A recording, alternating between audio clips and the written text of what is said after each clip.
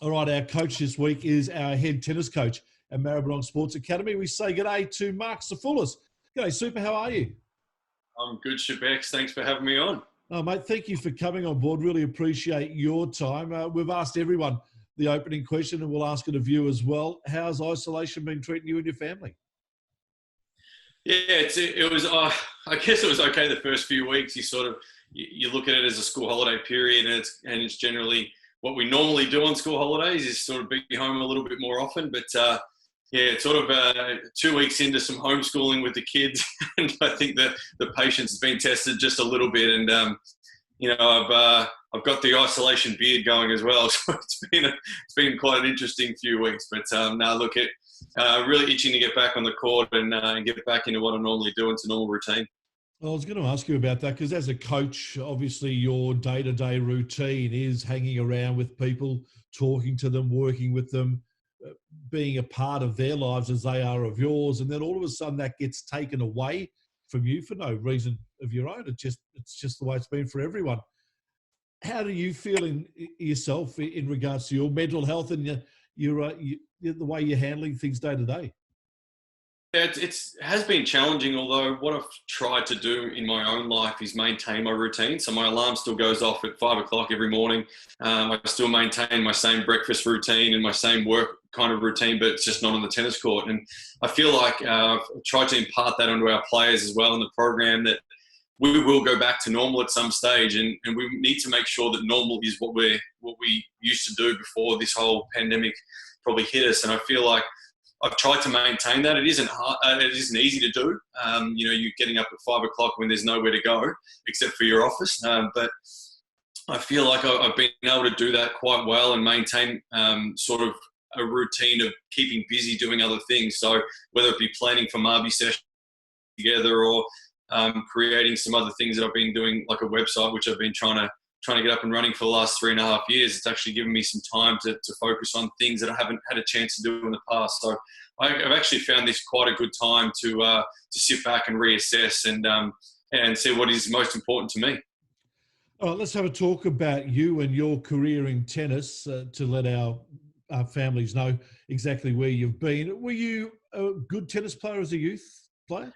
Oh, I think as you get older, you are much better as you get older, and you're a superstar that never cut it. But yeah, look, I was quite an okay junior, probably in the top sort of 10 or so in the country for a long period of time. I was good, but not great. I didn't probably work hard enough as a young kid on my sport. I played football as well growing up and probably mixed the two, and I probably didn't specialise until it was too late. And I finished my year 12 and went straight into playing professional tennis, which I don't feel I had the work behind me to be able to be successful at. And I travelled for a few years playing on the tour, but it costs you a lot of money to do, and I just didn't have the financial backing, nor did I have the ability to make it at that time. And I look at this stage of my life now, and I can really admit that I didn't have the ability to make it, and I didn't have the work behind me. But that's actually held me in good stead moving forward to become a coach, because I feel like I've made a lot of mistakes as a player, and I can impart that knowledge into the players that I'm currently coaching. Sport's a tough thing to do for anyone professionally, regardless of the sport. Tennis seems to be even tougher. There seems to be a massive gap between the amount of people that make good money out of tennis and the amount of people that struggle in tennis. It's something that I know, really put to our students in regards to thinking about their career moving forward. Oh, there's no doubt. Like, I think that the odds are that 0.001% of players that start playing the game make a living out of it. And, the odds are not big, but what we try and impart on our players is that there's a career in sport and in tennis. And, if our coaches are anything to go by, we've all, and I think a lot of players are like this. I think there's a small minority of coaches that have been professional athletes and done a great job being a professional tennis player. We're one of many coaches out there that didn't have a great career in playing, but have been able to make a living out of the sport. And we're trying to create pathways for our athletes, whether that be in the sporting industry from a coaching perspective, go over to college in America and get a degree. But to be able to stay in the sport is a really healthy thing for a lot of people from a physical and mental perspective. And it's actually held me in good stead, in my life. The lessons I've learned from tennis being an individual sport where you have to be self-driven, and you have to budget in life. And, in tennis, it costs you about 50 or 60 grand a year just to play.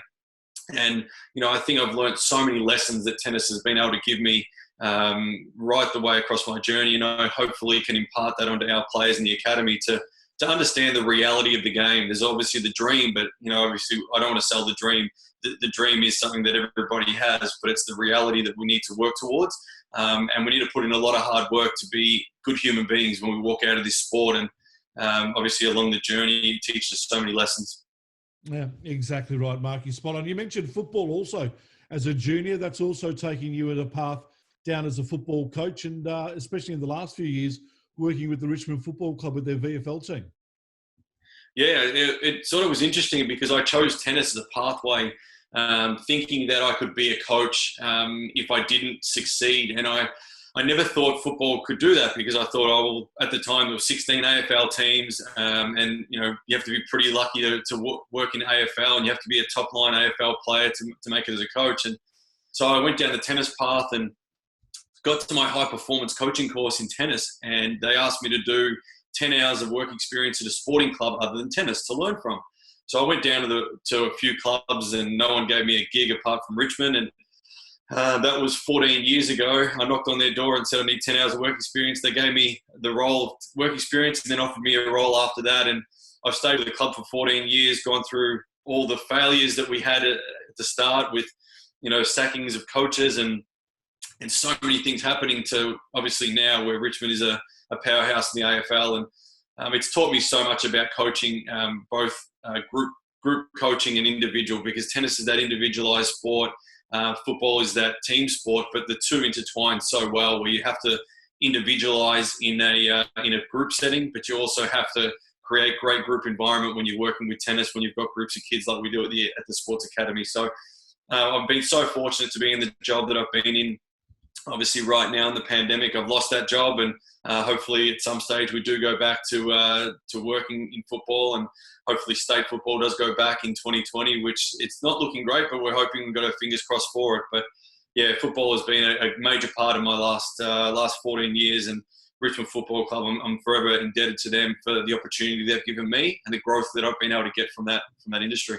You're exactly right about the difference between football being a team sport and tennis being an individual sport. But as a coach and as a team around a tennis player, you build that team. So you've got a coach, you sometimes have a physiotherapist, to maybe even a psychologist that comes on board as well. So tennis players do still work in a team environment. Are the ones that adapt to that team environment the better players? Oh, absolutely. It's about everybody in your team going in the same direction. And I feel like the player is the center of the pie, and then everybody's on the outside, and they need to work in conjunction with that athlete. And it's what we try and create at Maribyrnong Sports Academy with having, nutritionists and sports psychologists and ADP and teachers and coaches. We all have to work together to form a group around each individual athlete to support them on their journey. And there's so many people, including parents, that come along for the journey. But, we feel like, and at Richmond, we've obviously been able to be successful at that in the last few years, but everybody is on the same page. Everybody is connected and growing.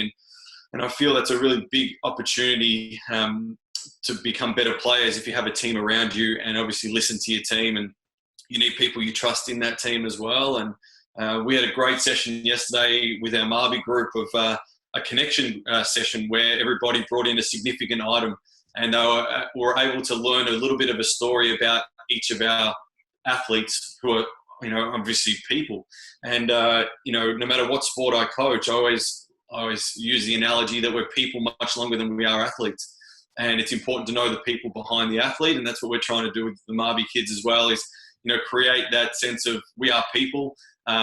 What we do is play tennis, not we are tennis players. And I think that's a really important part of life. And I've learned that so much through football, and I try and bring that into my tennis coaching and vice versa. We always talk about how fortunate our kids are to be a part of the Maribyrnong Sports Academy program. That's even more so in the tennis program, where the facilities are top notch, and the ability to train on great courts, to have the weights rooms around you, and the phys prep staff and the coaches and the like. There's just no other school really in Australia that gives that opportunity. No, there isn't. And, growing up, I wish I had that opportunity. I think our kids are extremely fortunate. I think some of them probably don't realise what they do have, because they might not have been in a situation where they don't have it. You don't know what you really have unless you've been in that environment. And starting at Maribyrnong Sports Academy, I've been here since day one, since we opened the doors. And we had a gym that was a portable, and we had offices that was one portable, and we had no facilities, no courts, no gym, and we had to go off-site to do everything. And, I'm so grateful for the opportunity to have been part of this academy since day one, but also to continually be there and watch it grow the way it has. And our kids are so fortunate to be in this situation. And even right at this moment, I spoke to our kids yesterday about there's no other tennis school doing what we're doing, which is remote training. And we're able to continually develop our players while we're in isolation. And they've got such a great opportunity. Even this week on our last session of the week, we've got have the ability to have Jordan Thompson's coming to speak to our kids, which is amazing. He's a top 50 player, Davis Cup player for Australia.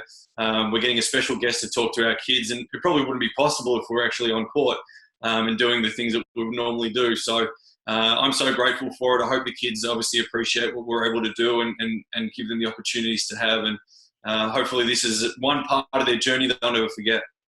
Mark, you're very much a believer of upskilling yourself. You've done that very much in your coaching life and your athlete life as well. This is a fantastic period, isn't it, where we're taken away from our normal daily routine and we're looking for something else to do to actually upskill ourselves and make ourselves better in other areas that normally wouldn't have had the opportunity to do that.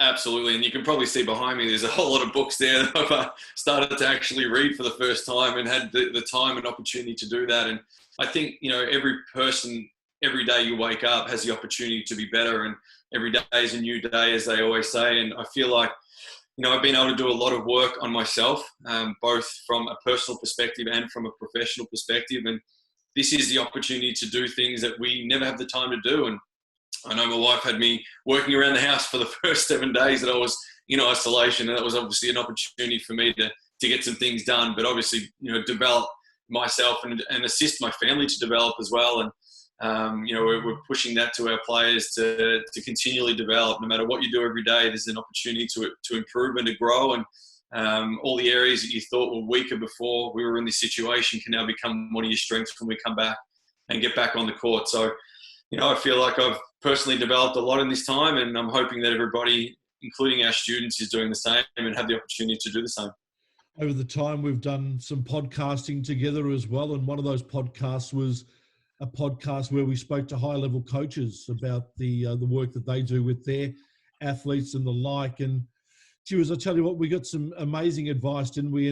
And you really just got to go out there and have a look. But there's some people out there who are willing to impart their knowledge, and that knowledge is just mind-blowing. It is. And, I feel like we're probably lost in the last 10 years or so that pick up the phone and call someone attitude. And I feel like that's one of the biggest learning curves for everybody. If you can ring someone and have a genuine chat, generally some of the things and some of the problems that you do have, you actually, when you're speaking about them, you'll generally solve them. The text message doesn't do that, because you don't go in depth in a text message. I feel I love listening to a lot of podcasts and a lot of people that I know through coaching. I give them a call, and just the way they explain things might be what you were thinking, but in a different way. And you take that on board. And I mean, there's so many great people out there. If you can just jump online and YouTube certain things, you can learn so much. Learn from your peers, learn from your friends, learn from your coaches, learn from other coaches. And just pick up the phone and give someone a call and have a chat. And as I said to our kids, we're open to helping them in any way that we can in this time in particular, but any time through their journey. And mentors are really important to have. You've worked with some fantastic tennis players over the time, but I would have to say that probably the most known tennis player or players that you've worked with would have to be the Bryan brothers. Tell us about your association with them and what that was like for you personally. Yeah, it actually just, I was pretty fortunate. I was in the right place at the right time, and a few of my players that I was working with got a chance to hit with them during a practice session at the Australian Open, and the practice session had finished, and the Bryan brothers wanted some more return of serve practice, and my players had to leave, so they asked me if I could serve to them, and I said, yeah, no problem, I'll jump on court. Did some serves, they did some returns, and then one thing turned into another, and I ended up playing a practice set against them. And at the end of the session, they looked at me and they said to their coach, they said, this is our guy. And since then, it's been 6 years of me working with or being a part of their team. Every year they come to Australia, and it was, for me, one of the things was I was so grateful because they were my idols growing up. I'd watched them on TV, I'd seen them, and now in person I got to work with them and be on court. And I'm a believer that success leaves footprints, and these guys have been successful for 17 or 18 years, and they've left footprints for me that I've hopefully been able to impart onto our academy players and utilize in our daily processes. That, you know, they are such a successful outfit, but they are such genuine people, and the way they are as people, the way they handle themselves, the way they work, has just been amazing for me to be up close with. And you know, I text Mike the other day, and he's replying back to me, and I see my phone go off, and Mike Bryan's name comes up, and I'm like, oh my God, it's Mike Bryan. I'm still got those little butterflies every time a text message comes through from them, because they're just such amazing figures and figureheads that we look up to, and they're role models for all of our players and people. So what an amazing journey it was to sort of meet them and obviously be part of their journey as well. And this was supposed to be their last year on tour, and unfortunately it's probably got a bit of a hole in it at the moment, but I'm hoping they continue next year and make that their farewell tour. Mark, as we let you go, a final word from you in regards to this period and coming out of this period. What do you expect is going to be the major difference that we see in our athletes at school when we get back into it, say, maybe even term 3?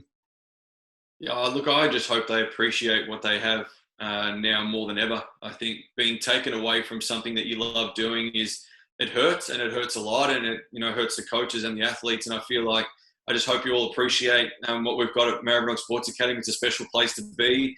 It's a place that I've been since day one, and it's, you know, I'm forever grateful to be there. And I hope that the kids coming out of this situation appreciate all the things that the teachers, the coaches, the ADP staff, the sports scientists have in our academy, because it's something that is quite unique, something that you don't get very often anywhere else. And you know, hopefully we come back bigger and better. And yeah, look, there'll be challenges along the way, but there's nothing that's challenging us more than the pandemic is now. And, you know, hopefully we can move forward and be better from it. I'm sure we will. Mark, thank you so much for your time today. Really do appreciate it. And thank you for all the work that you and your team do with our students as part of our tennis program. We look forward to seeing that all start again in the early mornings, hopefully around about term 3 or so. Can't wait for the early cold mornings and the gloves and the big jackets. So looking forward to term 3.